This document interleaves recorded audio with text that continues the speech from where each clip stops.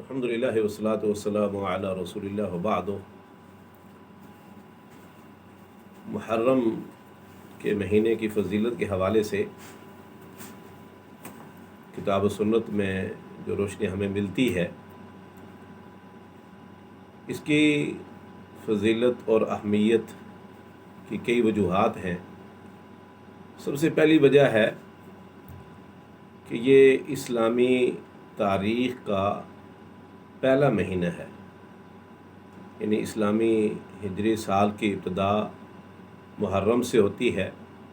جیسا کہ عمر بن خطاب رضی اللہ تعالیٰ عنہ نے صحابہ اکرام رضوان اللہ علیہم اجمعین کے مشورہ سے جب تاریخ اسلامی کی ابتدا کی تو اسی مہینے کا انتخاب کیا گیا اور اسی سے ابتدا کی۔ دوسری اس کی فضیلت کہ یہ حرمت والا مہینہ ہے، جیسے قرآن حکیم میں اللہ فرماتے ہیں ان عدت الشہور عند اللہ 12 شہرا فی کتاب اللہ،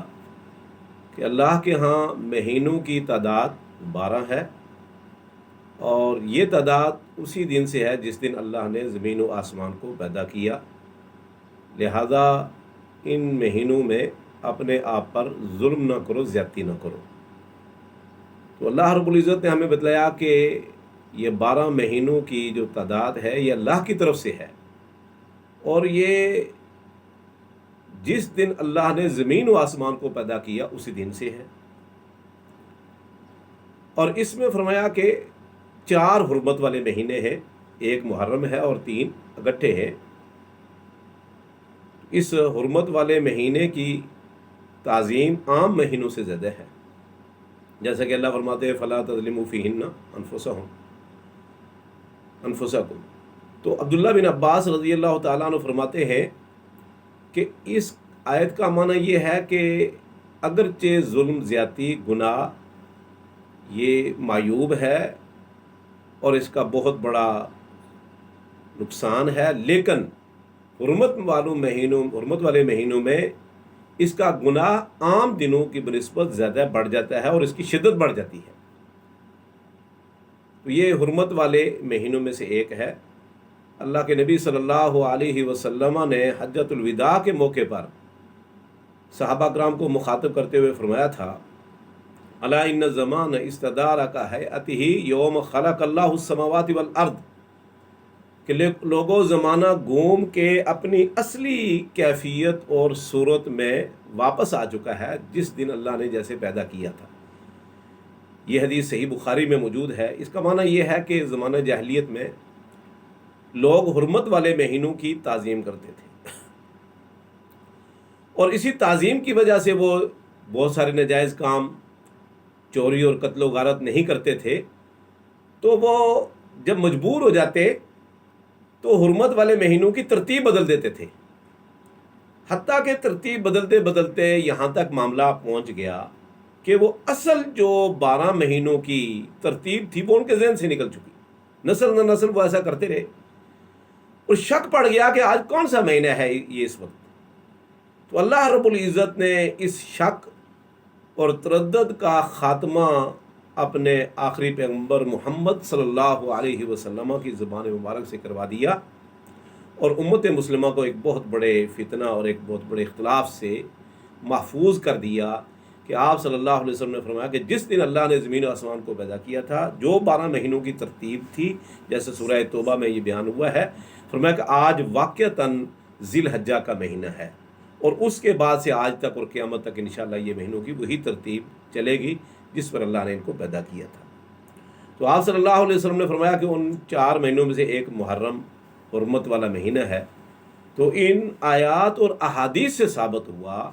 کہ آج محرم کے متعلق جو یہ بات مشہور ہے کہ محرم کو شاید اس لیے فضیلت حاصل ہے کہ اس میں کچھ واقعات رونما ہوئے ہیں، جیسے ہمارے ہاں عام عوام الناس کے ہاں مشہور ہے، تو اس محرم کی فضیلت کے ساتھ کسی کی پیدائش، کسی کی شہادت یا کسی کا اور کوئی معاملہ اس کا تعلق نہیں ہے۔ یہ اللہ رب العزت نے خود ہی اس کو حرمت دے رکھی ہے، اور اللہ کے نبی صلی اللہ علیہ وسلم نے اس کا تذکرہ کیا ہے۔ یہ 2 وجوہات ہے جس کی وجہ سے اس کو افضلیت حاصل ہے۔ تیسرا کہ اس مہینے میں روزے رکھنا رمضان کے بعد روزے رکھنے سے کے بعد دوسرے نمبر پر افضلیت کا مقام رکھتا ہے، جیسا کہ صحیح مسلم کتاب الصوم میں حدیث ہے، سیدنا ابو ہریرہ رضی اللہ تعالیٰ عنہ فرماتے ہیں کہ اللہ کے نبی صلی اللہ علیہ وسلم نے فرمایا، افضل الصیام بعد الفریضۃ شہر اللہ المحرم و افضل الصلاۃ بعد الفریضۃ صلاۃ اللیل، کہ رمضان کے روزے تو افضل ہیں، اور اس کے بعد اگر کسی مہینے کے روزوں کی کوئی فضیلت ہے تو وہ اللہ کے مہینے محرم کی ہے، اور اسی طرح فرض نمازوں کی فضیلت کے بعد اگر کوئی نماز کی فضیلت ہے تو وہ رات کی نماز ہے، صلاۃ التہجد یا قیام اللیل یا صلاۃ اللیل یا صلاۃ التراویح جسے کہا جاتا ہے۔ اس حدیث میں روزوں کی بہت بڑی فضیلت محرم کے حوالے سے بیان ہوئی ہے، تو یہ محرم کی فضیلت پر بھی دلالت کرتا ہے۔ اور چوتھی بات کہ اللہ کے نبی صلی اللہ علیہ وسلم نے اس شہر اللہ المحرم کہا ہے، جو ابھی حدیث میں نے آپ کے سامنے صحیح مسلم کی بیان کی ہے، تو یہ تعظیم کے اعتبار سے ہے، جیسا کہ قرآن کریم میں اللہ رب العزت نے ناقۃ اللہ کہا ہے اس اونٹنی کو جسے اللہ نے صالح علیہ السلام کی دعا کے نتیجے میں بطور معجزہ انہیں عطا کی تھی، تو اس اونٹنی کو اللہ تعالیٰ نے ناقۃ اللہ وسقیاہا، اگرچہ ساری اونٹنیاں ہی اللہ کی ہیں، لیکن اس کو چونکہ ایک شرف تھا، اس شرف اور منزلت کی وجہ سے اللہ رب العزت نے اس اونٹنی کو اپنی طرف نسبت کی ہے، جیسے بیت اللہ ہے،